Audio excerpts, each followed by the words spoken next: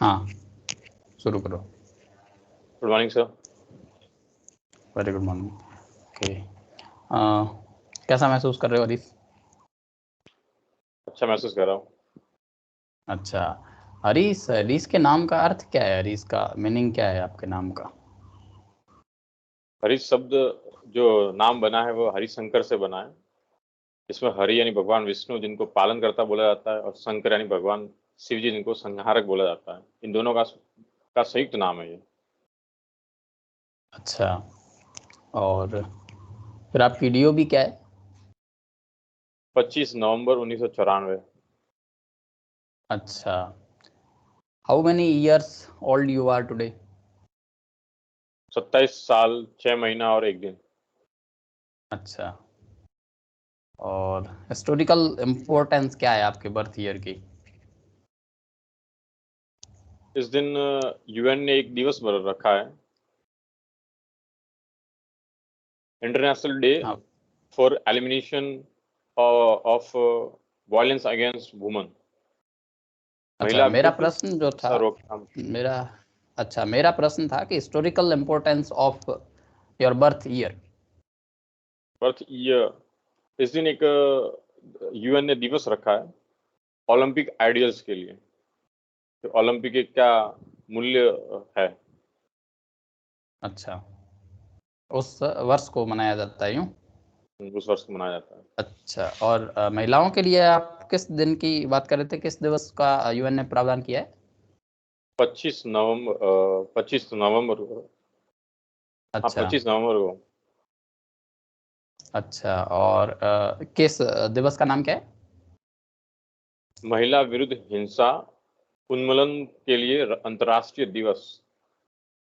अच्छा, तो महिलाओं के विरुद्ध हिंसा, अगर हम एनसीआरबी के डेटा देखें तो महिलाओं के विरुद्ध हिंसा है वो निरंतर पिछले समय से निरंतर बढ़ ही रही है, और दिन ब दिन है वो ज़्यादा ही होती जा रही है। चाहे वो घरेलू हिंसा हो, चाहे वो यौन अपराध हो, या यौन शोषण के अपराध हो, ये निरंतर बढ़ते जा रहे हैं।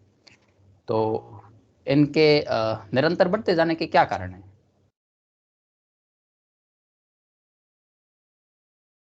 महिला विरुद्ध हिंसा के कुछ कारण है।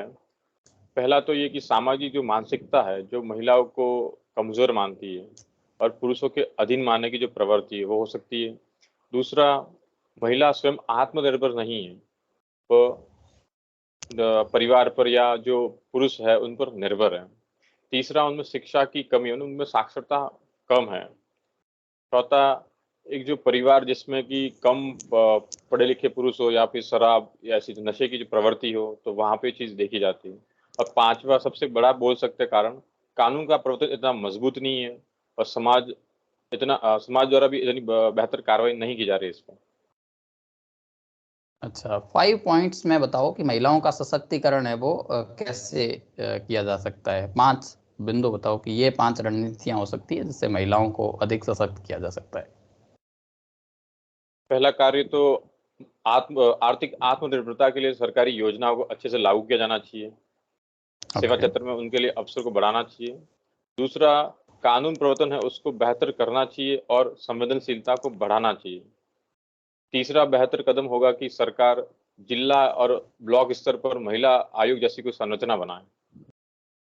ओके, साथ और चौथा होगा कि समाज मतलब जो पंचायत है या समाज के जो गणमान्य लोग हैं, जो एनजीओ है, वॉलंटियर्स है, उनकी सहायता से एक जागरूकता फैलाई जाए, महिलाओं को उनके अधिकारों के प्रति जागरूक किया जाए।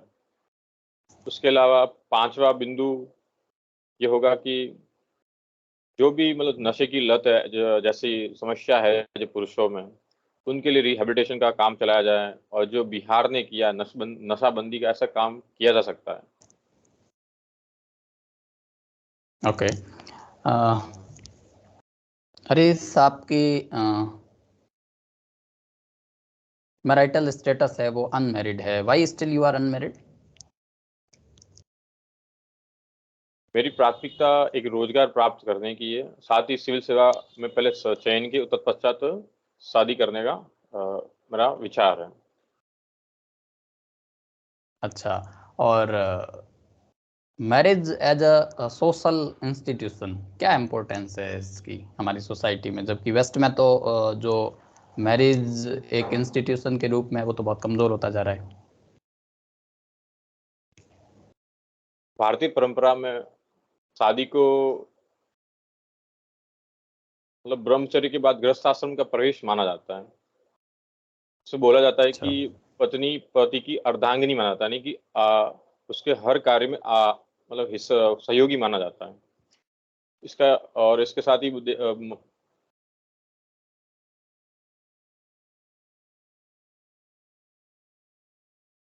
बताइए। एक जो भारतीय परंपरा है वो पश्चिम से इस अर्थ में भिन्न है कि यहाँ पे एक विश्वास और एक विश्वास बोले तो या एक बॉन्डिंग बोले, इस पे आधारित होती है शादी, जिसको मतलब एक नैतिक संस्था माना जाता है। सिर्फ इसे एक मतलब एक एग्रीमेंट जैसे नहीं माना जाता है। ओके। इसे मूल्यों से जोड़ के भी देखा जाता है, यह हो सकता है। ओके, आपने आपके पेरेंट्स के जो अ, व्यवसाय है उसमें आपने लिखा है कि इंडस्ट्री वाली कैटेगरी को आपने चूज किया है, तो किस टाइप की इंडस्ट्री में काम करते हैं आपके पिताजी?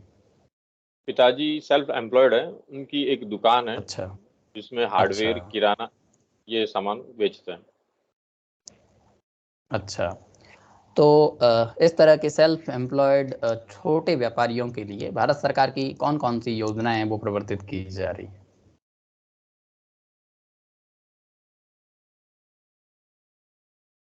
एक है पीएम, पूरा याद नहीं, पीएम मानधन श्रमिक मानधन योजना, ऐसा कुछ एक योजना जिसमें पेंशन की सुविधा गवर्नमेंट उपलब्ध करा रही है, जिसमें 18 से 40 अच्छा। वर्ष का कोई भी व्यक्ति 55 से 2,000 रुपये तक जमा करवाता है और सरकार उन्हें 3,000 रुपये वार्षिक पेंशन देती है 60 वर्ष के पश्चात। यह उनकी आय मतलब रिटायरमेंट के पश्चात आय को सुनिश्चितता के लिए बनाई गई है। अच्छा, और कोई इस योजना? इसमें एक योजना इस मुद्रा योजना हो सकती है, पीएम प्रधानमंत्री मुद्रा योजना, जिसमें वो लोन लेकर के अपना व्यवसाय स्टैब्लिश कर सकते हैं। अच्छा, ठीक है। भारत में बहुत सारे ऐसे छोटे व्यापारी हैं जो अगर यूं कहें कि फॉर्मल इकॉनमी का हिस्सा नहीं बन पाते, मतलब ऑर्गेनाइज सेक्टर के अंतर्गत नहीं हैं वो, तो अ, कोई ऐसा उपाय कि इतने सारे लघु व्यापारी, कुटीर व्यापारी और छोटे व्यापार धंधे करने वाले जो लोग हैं उनको ऑर्गेनाइज सेक्टर में, यानी जो फॉर्मल सेक्टर है इकॉनमी का, उसमें कैसे शामिल किया जाना चाहिए? इनको कैसे ऑर्गेनाइज सेक्टर में शामिल किया जाए? सरकार द्वारा पहला प्रयास किया जा सकता है कि इन सब का पंजीकरण हो, सरकार के पास एक डेटा हो, जो भी ओके। इनसे संबंधित जो कानून है उनका उचित क्रियान्वयन हो। और ओके। तीसरा हो सकता है कि सरकार इस संदर्भ में विनिर्माण क्षेत्र में रोजगार ला सकती है, जिससे कि जो छोटे छोटे स्ट्रीट वेंडर्स है वगैरह जो है वो अपने आप को ज़्यादा सिक्योर कर पाएंगे विनिर्माण क्षेत्र में। ओके। इसमें सेवा क्षेत्र, जो पर्यटन है या अपना हॉस्पिटैलिटी जो उद्योग है, वो बेहतर उद्योग सहायता दे सकता है। ओके।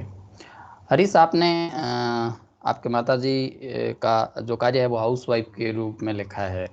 हाउस वाइफ का रोल इंडियन सोसाइटी में, इंडियन सोसाइटी को सेव करने में, फैमिली वैल्यूज़ को सेव करने में, ट्रेडिशन और कल्चर को सेव करने में किस तरह से एक हाउस वाइफ का रोल रहता है? मैंने अपनी डैफ फर्स्ट में गलती से गृहिणी भर दिया, जो कि दूसरे डैफ टू में मैंने मेंशन कर दिया कि मेरे माताजी पेशे से एक दुकान चलाते हैं। और अच्छा। गृहिणी की भूमिका को देखे देखे इसके कुछ सकारात्मक पहलू भी और नकारात्मक पहलू भी है। सकारात्मक पहलू में देखे तो एक घर को जोड़ के रखने की जो घर को जोड़ के रखते हैं, जो परिवार जो आने वाली पीढ़ी है उनमें मूल्यों का संस्थापन करना हो। और जो ओके। इसके साथ नकारात्मक तौर पर देखें तो यहाँ की उनकी स्वतंत्रता है बाधित भी होती है, यदि उनकी इच्छा के विरुद्ध हो तो बाधित है। साथ ही उनको आगे बढ़ने के अवसर, जैसे साक्षरता इत्यादि में देखा जाता है कि घरेलू कार्य की वजह से लड़कियों को पढ़ने नहीं दिया जाता है कि आपका कार्य यही कि आपका मतलब घर पे काम करें, यही एक वजह हो जाती है, जिसमें कि बाल विवाह इसका भी कारण हो जाता है, और जो निर्भरता है महिलाओं की वो एक कारण बन जाती है इसका कारण। ओके। मैं डैप में आपके माताजी का नाम देख पा रहा हूँ। इस नाम के पीछे क्या स्टोरी, मतलब ये नाम रखने के पीछे क्या स्टोरी रही होगी, कभी आपने आपसे साझा की होगी? स्टोरी चाहिए तो मैं इतना परिचित नहीं हूँ, मैंने मेरे माताजी से पूछा था तो उन्होंने बताया कि उनका बचपन में कुछ नाम दूसरा था, और जो जोशी नाम देते वो यह नाम है। स्टोरी से इतना परिचित नहीं अच्छा, हूँ। अच्छा, कोई बात नहीं। कैटेगरी आपकी ओबीसी है। राजस्थान में और इंडिया में जो ओबीसी पॉपुलेशन है उसका परसेंटेज क्या है लगभग, आप आइडिया से बता पाओ? राजस्थान में राजस्थान और इंडिया दोनों में जो ओबीसी के पॉपुलेशन का कंट्रीब्यूशन है वो कितने परसेंटेज पॉपुलेशन? जहाँ तक मेरी जानकारी, वहाँ तक इस संदर्भ में कोई परसेंटेज डेटा है नहीं, सिर्फ अनुसूचित ओके, जाति और जनजाति के ही डेटा है। बिल्कुल, हाँ, फिर भी एक आइडिया अगर आपको हो तो। अगर एक जगह पढ़ा था, मंडल आयोग के संदर्भ में 50% प्लस ऐसा कुछ आंकड़ा था। अच्छा, चलो ठीक है। एक नेशनल ओबीसी कमीशन बनाया गया, ये किस तरह की बॉडी है और इसके लिए क्या प्रोविजन है? यह नेशनल जो राष्ट्रीय अनुसूचित जाति जनजाति आयोग है, उसी तरह का एक संवैधानिक आयोग है, जिसमें एक अध्यक्ष, एक उपाध्यक्ष और 3 सदस्य होते हैं, जिन्हें राष्ट्रपति नियुक्त करते हैं। इनका कार्य होता है कि जो भी संवैधानिक प्रावधान है पिछड़े वर्गों से संबंधित, उनके क्रियान्वयन को देखना, और इस पिछड़े वर्गों के विकास के लिए जो भी सरकार योजना बनाए उनमें परामर्श देना, जो भी सरकारी योजनाएं हो उनकी क्रियान्वयन की समीक्षा भी करना। साथ ही पिछड़े वर्गों के जो संरक्षण के लिए जो सरकार ने जो भी कदम उठाए उनकी समीक्षा करना, और इस संदर्भ में राष्ट्रपति को रिपोर्ट भेजना, और राष्ट्रपति यदि कोई अन्य कार्य भी दे तो वो करना। ये कुछ मुख्य ओके। कार्य हैं। ओबीसी में सब कैटेगराइजेशन के लिए कुछ डेवलपमेंट चल रहा है, तो ये डेवलपमेंट क्या है? सब कैटेगराइजेशन, क्या सब कैटेगराइजेशन होना चाहिए? और अगर सब कैटेगराइजेशन होता है तो जो 27% का कोटा है वो किस तरह से डिवाइड किया जा सकता है, कैसे डिवाइड होगा, इसके बारे में बताओ। जो ओबीसी सब कैटेगराइजेशन हो रहा है वो जस्टिस रोहिणी जी है, उनकी अध्यक्षता में हो रहा है, और सब कैटेगराइजेशन जो है उपवर्गीकरण है, उसके कुछ लाभ ये हो सकते हैं कि जो वर्तमान में देखा था कि जो प्रमुख जो 10 या 12 जो जातियां है वही 25% के आसपास आरक्षण ले जाती है, जो जो वंचित जो जातियां उनका प्रतिनिधित्व इतना नहीं है। ओके। और दूसरा अगर देखें तो उच्चतम न्यायालय भी माना है कि वर्ग और जाति कहीं न कहीं समान है, तो इस आधार पर उप वर्गीकरण के आधार पर आरक्षण प्रदान किया जा सकता है। नकारात्मक ये बात होगी कि फिर हर कोई समुदाय अगर उचित आरक्षण न मिले तो संदर्भ में वर्गीकरण की बात करेगा, जैसे कि राजस्थान में इस संदर्भ में गुर्जर आंदोलन भी चलता है। अच्छा, उनको फिर एमबीसी आरक्षण भी दिया गया।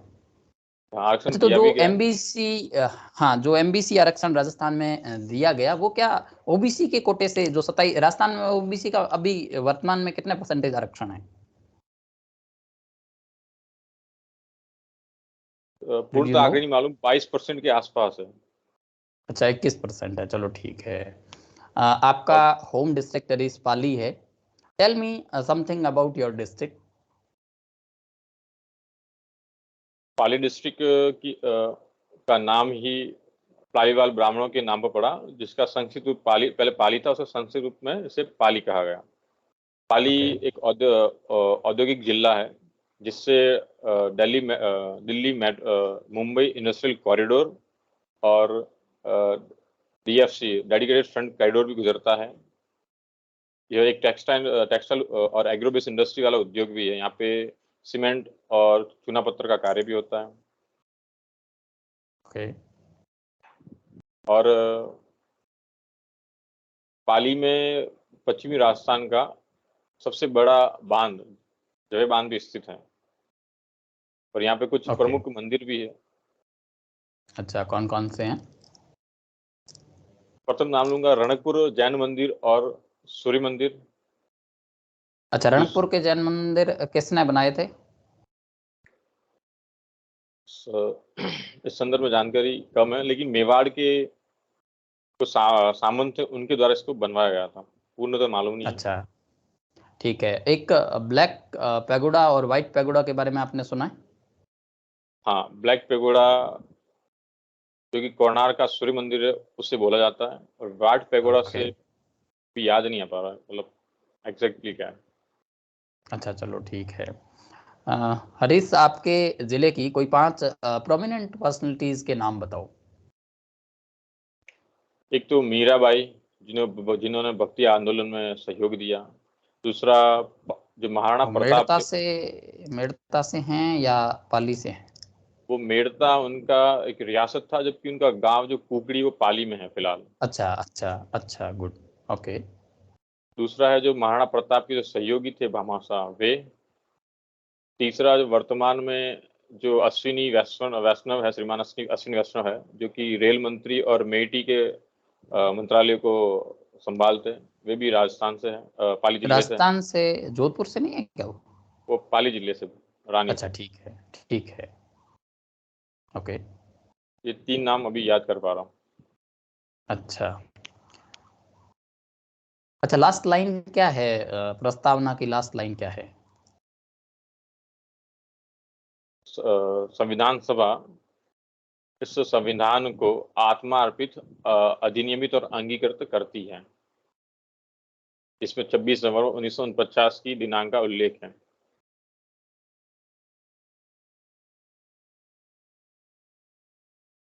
वर्ड जो ये है, अडॉप्ट, इनेक्ट और गिव टू आवर सेल्वस, इनका मीन क्या है? लीगल टर्म में इनका मीनिंग क्या है? Adopt, enact and give to ourselves. आत्मा अर्पित से आशय की इसको स्वीकार किया जा रहा है, संविधान को सहमति से। अधिनियमित का आशय की इसको विधिक रूप में इसको स्थापित किया जा रहा है। ओके। और अंगीकृत का भी स्पष्ट नहीं कर पा रहा हूँ। आपका ऑप्शनल यूपीएससी में जो आपने रखा है मेंस के लिए, वो आपका पॉलिटिकल साइंस और इंटरनेशनल रिलेशन रहा है। और अच्छा, चलो कोई बात नहीं। What do you understand by diplomacy? कूटनीति का आशय है कि अपने राष्ट्रीय हितों को ध्यान में रखते हुए विदेशों के साथ संबंध स्थापित करना और उससे अपने हितों को पूरित करना। इन हितों में आर्थिक हित भी हो सकते हैं, सामाजिक ओके। हित भी हो सकते हैं, तकनीकी हित भी हो सकते हैं, और डायस्पोरा के हित भी हो सकते हैं, निवेश के हित भी हो सकते हैं, और जो अंतर्राष्ट्रीय पटल पर जो वर्तमान में जो वातावरण चल रहा है उसको लेकर के अपनी स्थिति को मजबूत करने के संदर्भ में भी हित हो सकते हैं। ओके। नेशनल इंटरेस्ट को किस थिंकर ने किस रूप में परिभाषित किया है? कोई 2 थिंकरों के नाम बताओ जिन्होंने नेशनल इंटरेस्ट को डिफाइन किया हो। And what they mean by national interest exactly?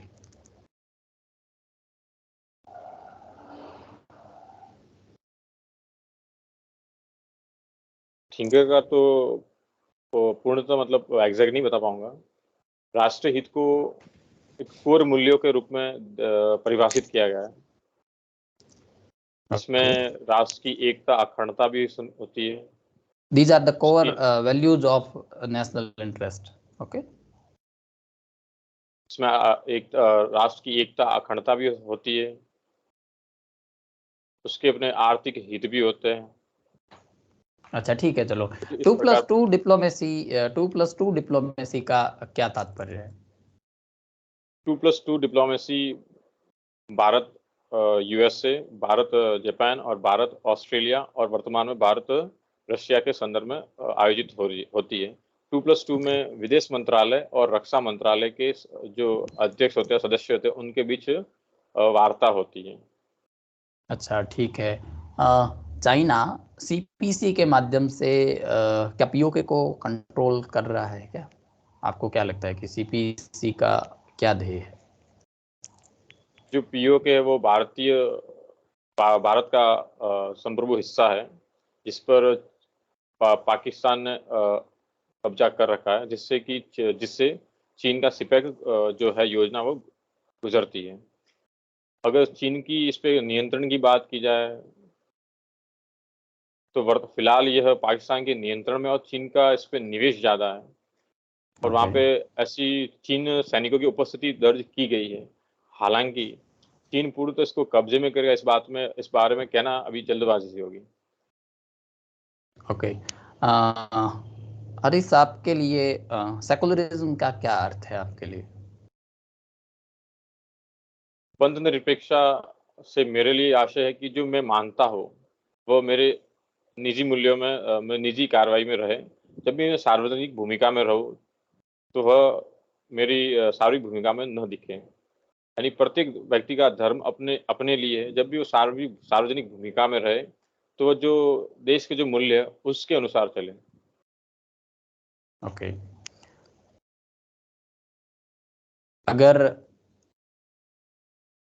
अगर मैं कोई इफ्तार पार्टी का आयोजन करता हूँ और उसके लिए मनी विथड्रॉवन है वो कंसोलिडेटेड फंड ऑफ इंडिया से करता हूँ, तो आपके क्या विचार है इस पर?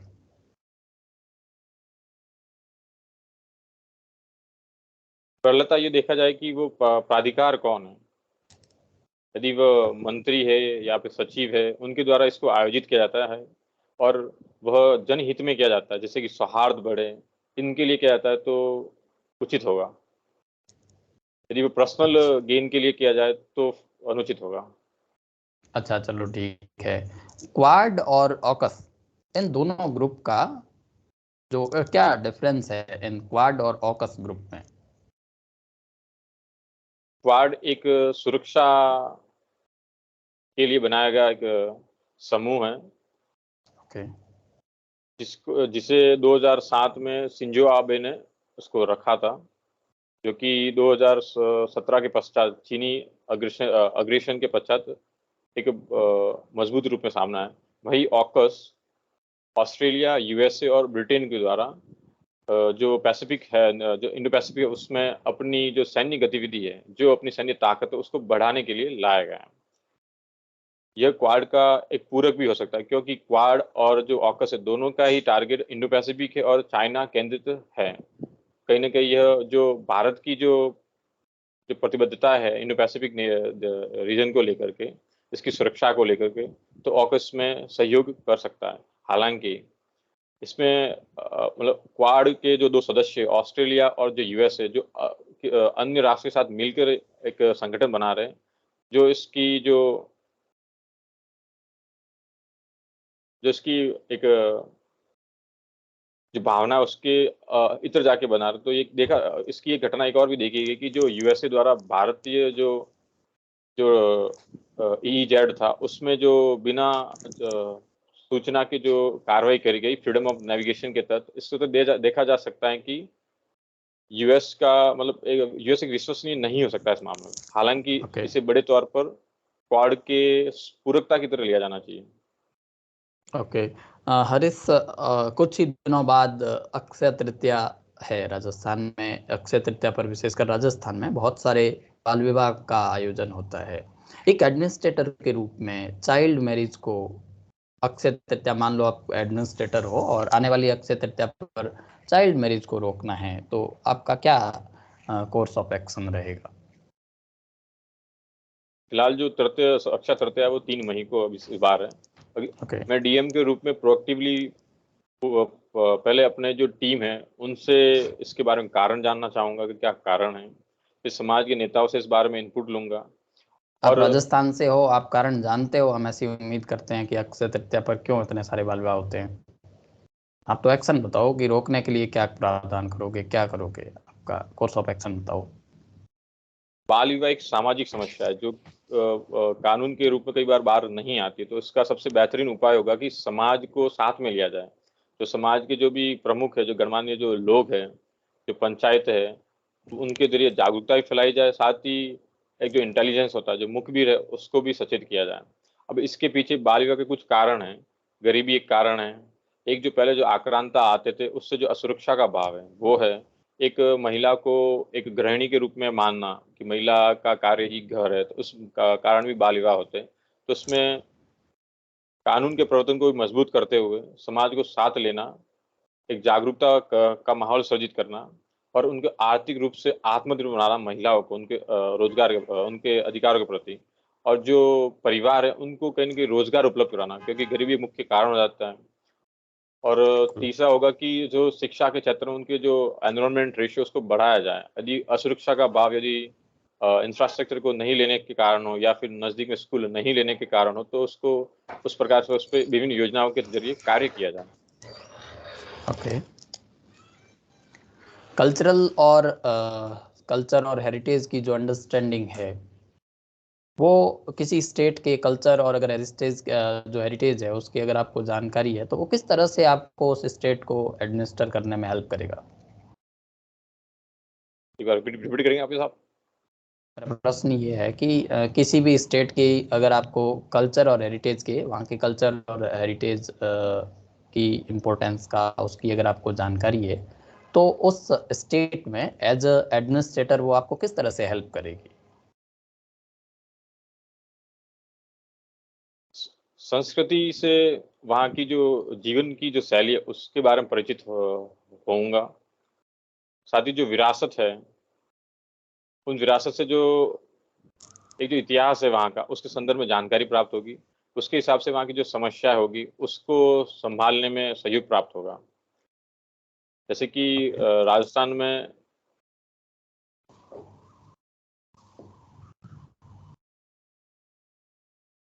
अच्छा, चलो। हरीश, मेरा अगला प्रश्न ये है कि राजस्थान को विजिट करने के लिए सबसे अच्छा कौन सा महीना है कि इस महीने अगर आप राजस्थान को विजिट करो तो सबसे बढ़िया है?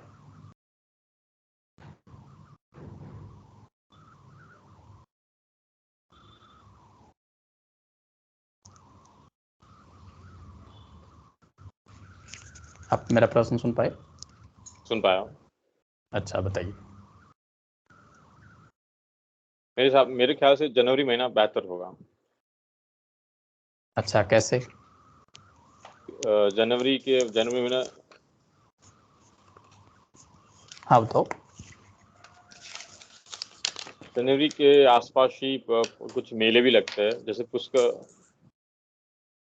पूर्ण तो नहीं मालूम, पशु मेले को आयोजन होता है, एक मेरे हिसाब से नागौर में होता है। ओके। इसी के साथ उदयपुर में भी एक महोत्सव होता है। अच्छा, कौन सा? शिल्पग्राम ऐसा कुछ नाम है। शिल्पग्राम तो जयपुर में मुझे लगता है कि जो जवाहर कला केंद्र है वहाँ स्थित एक जगह का नाम शिल्पग्राम है। उदयपुर में स्थित भी है, जिसे जनवरी के जो क्रिसमस होता है उसके पश्चात मनाया जाता है। अच्छा। और जो राजस्थान के जो डेजर्ट के जो धोरे है, ओके। उसका भी मतलब उसका भी आनंद लिया जा सकता है उस महीने में। अच्छा, चलो ठीक है। हरीश, आप ये बताओ कि राजस्थान सरकार के कुछ ऐसे इनिशिएटिव बताओ कि जो आपको लगता है कि राजस्थान सरकार के ये जो इनिशिएटिव है वो अगर बाकी राज्यों में भी इम्प्लीमेंट करने के लिए अच्छे हैं, मतलब कुछ ऐसे उदाहरण बताओ। एक बालिकाओं की शिक्षा में जो भूमि वृद्धि के लिए जो राजश्री योजना है, उसको लागू किया जा सकता है। एक जो सोलर जो प्रोत्साहन नीति है, जो कि जीरो कार्बन की तरफ जो प्रधानमंत्री ने जो लक्ष्य तय किया उसकी तरफ बढ़ने के लिए जो नीति लाई गई, उसको लागू किया जा सकता है। ओके। तीसरा, जो स्वास्थ्य क्षेत्र में जो 3 योजना है, चिरंजीवी योजना, निःशुल्क दवा योजना और निःशुल्क जांच योजना, इसको भी लागू किया जा सकता है। ओके। राजस्थान सरकार ने ओल्ड पेंशन स्कीम को, अभी जो एनपीएस चल रहा था उसकी जगह ओल्ड पेंशन स्कीम को लागू किया है। इसके सरकार को किस प्रकार का आर्थिक दबाव है वो इस पर झेलना पड़ेगा? शायद मेरे ख्याल से ये रेट्रोस्पेक्टिव पर्सपेक्टिव से लागू होगी।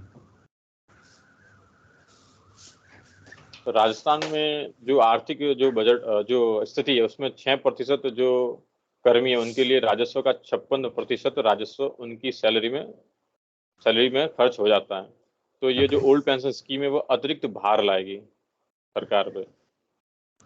तब इसकी इस बजाय अच्छा इसकी वजह अच्छा होता है कि सरकार किसी योजनागत जो योजना में इसको इन्वेस्ट करती है, या फिर उद्योगों को प्रोत्साहन देने के लिए जो वर्तमान में जो जो एस्टन कैनाल बनाने का जो कार्य के लिए जो बजटीय जो आवंटन कम है उसमें निवेश करती तो उसका बेनिफिट ज्यादा होता। मतलब आपको लगता है कि ये राजस्थान सरकार का निर्णय है वो लोक लुभावना है और ये गलत निर्णय, आपको ऐसा लगता है?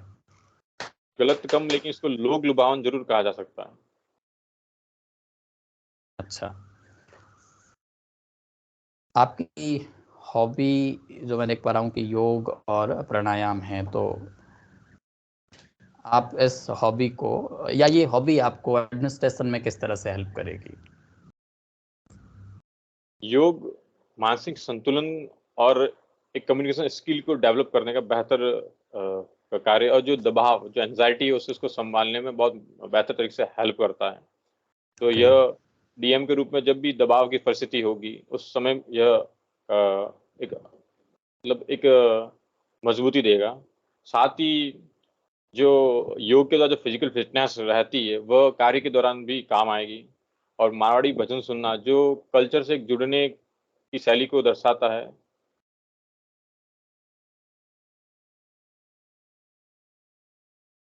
और जो भजन है वो भी कहीं ना कहीं वो भी मानसिक संतुलन को, और जो एक जो डीएम की तरह जो जॉब में जो एक बोला जाता है कि 24 घंटे की ड्यूटी है, उस दौरान जो तनाव की स्थिति है उसको संभालने में सहयोग करेगा।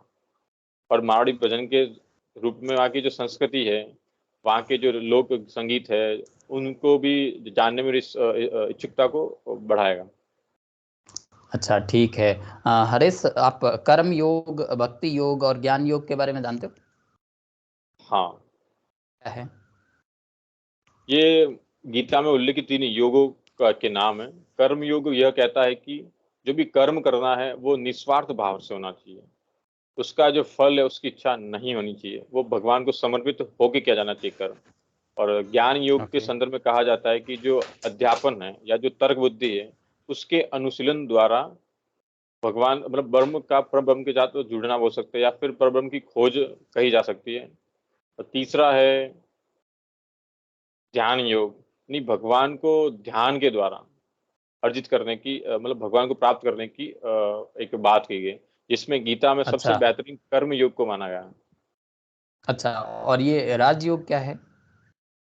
राजयोग या हठ योग दोनों ही ये योग है जिसका उल्लेख अष्टांगिक जो मार्ग है, सॉरी अष्टांगिक योग है, जो पतंजलि का जो योग सूत्र उसमें उल्लेख होता है। राजयोग में अष्टांगिक योग है जिसमें कि यम, नियम, आसन, प्राणायाम, प्रत्याहार, धारणा, ध्यान और समाधि 8 का उल्लेख है। ओके। इनमें से what kind of yogi was Mahatma Gandhi? एक बार रिपीट करना आप। इनमें से महात्मा गांधी है वो किस तरह के योगी थे? कर्म जो अपना ने योगी, वो बात की हुई निस्वार्थ। कर्म योग है। अच्छा, ओके। आपकी मैं एजुकेशन में सिरोही का नाम देख पा रहा हूँ। Why Sirohi is famous for? शुरू में राजस्थान का स्विट्जरलैंड कहा जाने वाला जो माउंट आबू है, सॉरी कश्मीर बोला जाता है, माउंट आबू स्थित है जहाँ पे जो कि टूरिस्ट प्लेस भी है। और दूसरा सिरोही एक ट्राइबल पॉपुलेशन वाला एरिया है। तीसरा सिरोही गुजरात टच, यानी मारवाड़ी और गुजरात दोनों ही जो कल्चर है उस वहाँ का मिला जुला स्वरूप देख सकते हैं। ओके। आपकी जो बिजनेस प्रोफाइल में मैं देख पा रहा हूँ अभी, वो आपका महाराष्ट्र से संबंध है। महाराष्ट्र और राजस्थान को 5 बिंदुओं में कंपेयर करो।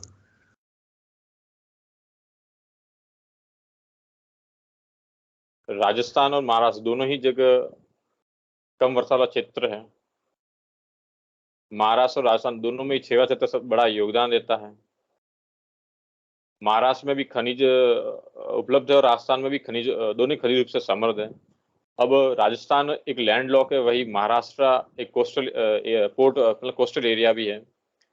महाराष्ट्र तो राजस्थान से तुलनात्मक रूप में विकसित है। ओके। महाराष्ट्र में कौन कौन से खनिज होते हैं?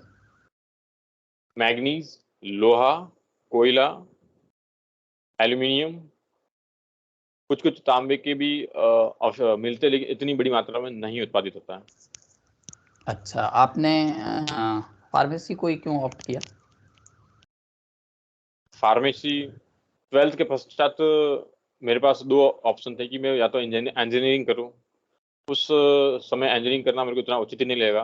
उसी दौरान मेरे दोस्त फार्मेसी भी कर रहे थे और मेरा जो भाई है उनका भी जुड़ाव मेडिकल से था, तो इससे प्रेरित होकर मैंने फार्मेसी को चूज किया, जिसमें पहले मैंने तो डिप्लोमा को लिया जिससे कि मैं जान सकूं। तो आपने कोई मेडिकल रिलेटेड सब्जेक्ट को ऑप्शनल के रूप में क्यों नहीं चुना? आपने ऑप्शनल के रूप में PSIR को चुना है। सिविल सेवा के जो सिलेबस में दिया गया उसमें मेडिकल साइंस ऑप्शनल है, जो कि फार्मेसी से थोड़ा अलग है। 30% कोर्स ही मिलता है। उसके पश्चात ओके। जब 2017 के पश्चात जब मैंने शुरुआती जो पढ़ाई की तो मेरे को पॉलिटिकल साइंस बेहतर लगा। इससे प्रेरित होकर मैंने पॉलिटिकल साइंस लिया। अच्छा, और आपने फार्मेसी वाले सेक्टर को छोड़ के एक आप अच्छे खासे प्रोडक्शन केमिस्ट के रूप में काम कर रहे हो, सैलरी भी अच्छी होगी आपकी जैसा मैं डेप में देख पा रहा हूँ, तो फिर आपको उसको छोड़ के और सिविल सेवा को क्यों ज्वाइन करना चाहते हैं? वर्तमान की मेरी जो भूमिका है प्रोडक्शन केमिस्ट की, वो मेरे को सीमित अवसर प्रदान करती है, कार्य के संदर्भ में भी और जो लोगों के साथ जुड़ाव के संदर्भ में भी। जबकि सिविल ओके। सेवा एक विविध अवसर भी देती है और खुद से कुछ इनिशिएटिव लेने की भी आपको आज़ादी देती है। यदि मैं प्रोडक्शन केमिस्ट के रूप में यदि कार्य भी करूँ लोगों के लिए, व्यक्तिगत रूप में इतना नहीं कर पाऊंगा जितना कि जो सिविल सेवा मुझे अवसर प्रदान भी करेगी। इसके साथ जो प्रोडक्शन केमिस्ट में मेरे को एक टीम मिलती है वो छोटी सी टीम है, जबकि सिविल सेवा में एक बड़ी टीम मिलेगी जिसके सहयोग से, मतलब उच्च अधिकारियों के सहयोग से भी, जो जो अधीन जो टीम होगी उसके सहयोग से भी एक सीखने का अवसर भी मिलेगा और कार्य करने का भी अवसर प्राप्त होगा। अच्छा, हरीश, आपने इंडिया के मेडिकल डिपार्टमेंट में, जो आप मेडिकल डिपार्टमेंट में रहे हैं तो आपको आइडिया होगा कि करप्ट प्रैक्टिसेस है वो मेडिकल डिपार्टमेंट में, जो करप्शन है वो किस तरह से होता है? आपने अपनी लाइफ में कभी एक्सपीरियंस किया है? मैंने ऐसे एक्सपीरियंस तो नहीं किया, एक दोस्त से इस बारे में जरूर सुना कि जब उन्होंने फार्मेसी के लिए जो रजिस्ट्रेशन करवाने के लिए वो जब मुंबई में फार्मेसी काउंसिल में गए, तब उन्होंने बोला कि मेरे द्वारा मतलब जो राशि मांगी वो नहीं देने के कारण 3 महीने डिले करने के पश्चात उनको लाइसेंस प्रदान किया गया था। तो व्यक्तिगत अच्छा। रूप से इसको मैंने कभी फेस नहीं किया। अच्छा, आपका जो मैं प्रेफरेंस जॉन देख पा रहा हूँ तो होम कार्डर को आपने पहले ही रखा है। क्यों, मतलब होम कार्डर को ही क्यों पहले? अगर आपने महाराष्ट्र में सर्विस कर रहे हैं तो आपको तो वहाँ होम कार्डर को उस एरिया को रखना चाहिए, या कोई और होम कार्डर आप मतलब होम स्टेट को ही क्यों प्राथमिकता? पहली बार प्राथमिकता तो इसलिए है कि जो मैं राजस्थान से बिलोंग करता तो वहाँ की जो पृष्ठभूमि है, वहाँ की समस्याओं से मैं परिचित हूँ। और एक इसमें ऑप्शन भी दिया गया है कि प्राथमिकता आपकी क्या होनी, तो उस प्राथमिकता के संदर्भ में इसे प्रथम भरा। हालांकि यदि मुझे महाराष्ट्र भी मिलता है तब भी मैं अपनी भूमिका को वहाँ पर भी निभाऊंगा और वहाँ की जो समस्या है उसको जानकर प्रोएक्टिवली काम करना चाहूँगा। अच्छा, ठीक है। आपने IAS को ही फर्स्ट प्रेफरेंस पे क्यों रखा? IPS या अदर सर्विसेज को क्यों नहीं? IAS और IPS दोनों ही एक जो पब्लिक से जो एक्सपोजर की जॉब है। हालांकि इसके मुकाबले सिविल सेवा एक ज़्यादा एक्सपोजर की जॉब लगती है। शायद इसमें इसके मुकाबले विविध जो चुनौतियां वह भी ज़्यादा है।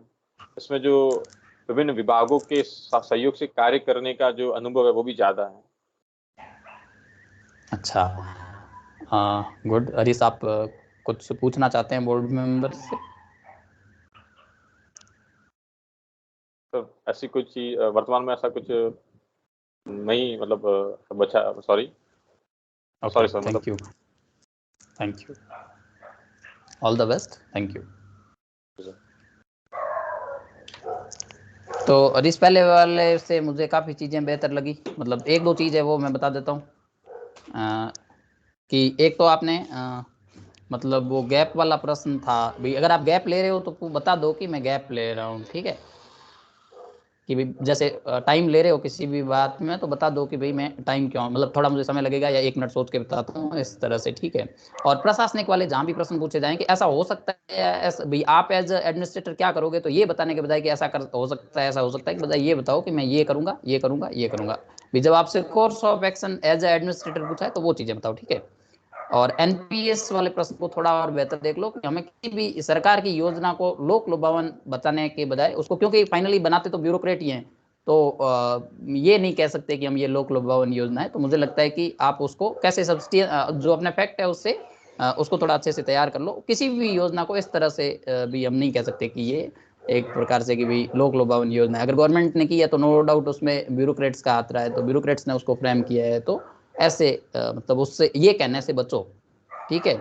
और एक जैसे मैंने प्रश्न पूछा था तो थोड़ा सा हल्का सा कंसंट्रेशन गैप था आपका कि योग वाले प्रश्न में, कि जैसे मैंने पहले पूछा कि भाई आपकी हॉबी योगा है और ये प्रशासन में किस तरह से हेल्प करेगी, तो मैंने मारवाड़ी भजन वाला पूछा नहीं था, फिर भी ये आपने उन दोनों को बताया, तो ठीक है। अगर वो टू द पॉइंट ज्यादा होता कि अगर आपको योग का पूछा है तो योग का बताओ, इससे पता चलता है कि आपका ध्यान पूरी तरह से यहाँ है। और दूसरा जो मेडिकल सेक्टर में करप्शन वाला मेरा प्रश्न था, उसमें मैंने ये पूछा था कि भाई करप्शन किस तरह से मेडिकल डिपार्टमेंट में है और आपने कभी एक्सपीरियंस किया, तो आपने क्या है कि फर्स्ट वाला पार्ट छोड़ दिया और आप सेकंड वाले पे शिफ्ट कर गए कि भाई ये आपने एक फ्रेंड का नाम लेके जो उदाहरण एग्जाम्पल दिया वो दिया, लेकिन आपने ये बताना भूल गए कि भाई आपको पहले स्ट्रक्चर्ड वे में बताना था कि करप्शन है वो मेडिकल डिपार्टमेंट में किन किन स्तर पर और कैसे कैसे होता है, ठीक है। और बाकी पिछले वाले जितने भी आपके मौके हैं उनसे मेरे को आज का ये 40 मिनट का कन्वर्जेशन बहुत ही शानदार लगा।